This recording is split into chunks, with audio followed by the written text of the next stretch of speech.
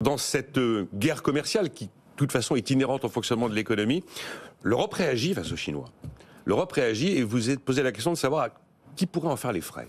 Alors surtout, les Chinois réagissent, puisque la dernière nouvelle, c'est donc que les Chinois ouvrent une enquête anti-dumping à l'encontre des producteurs de brandy, en clair des producteurs de cognac. Alors si on revient un petit peu au début de l'histoire, vous avez raison, l'Europe, face à la déferlante des voitures chinoises, qui est une réalité, l'Europe considère qu'il est possible que l'industrie chinoise automobile soit subventionnée.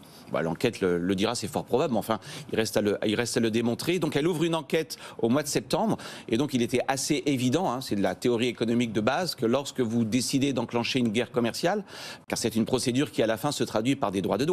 Si vous démontrez qu'il y a bien eu subvention, l'OMC vous autorise à mettre des droits de douane si j'ose dire, en contrepartie.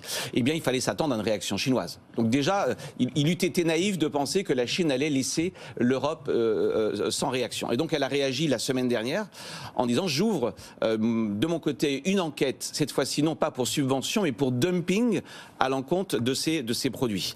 Et ce qui est intéressant, c'est que quand on regarde in concreto qui est concerné, ce sont que des marques françaises. Pour les nommer, LVMH, Pernod Ricard et puis Rémy Cointreau.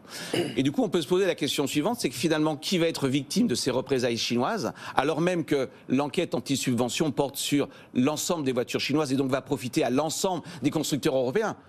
Stellantis, Renault, mais aussi Volkswagen, mais aussi d'autres producteurs européens. Qui va être ciblé dans cette histoire? C'est la France. Et je me suis interrogé, mais pourquoi les Chinois ont décidé de cibler, tout ça est bien sûr calculé, c'est normal, ça s'appelle une guerre commerciale. Pourquoi est-ce qu'ils ont ciblé la France? Peut-être parce que la France s'est trop mis en avant.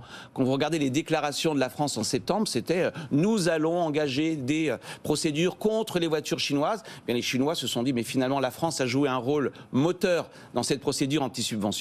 On va punir en premier lieu celui qui s'est mis en avant. Ce que je veux dire par là, c'est que dans une guerre commerciale, il vaut mieux jouer profil bas. Et c'est assez intéressant de voir que la Chine, plutôt que de cibler une industrie européenne en général,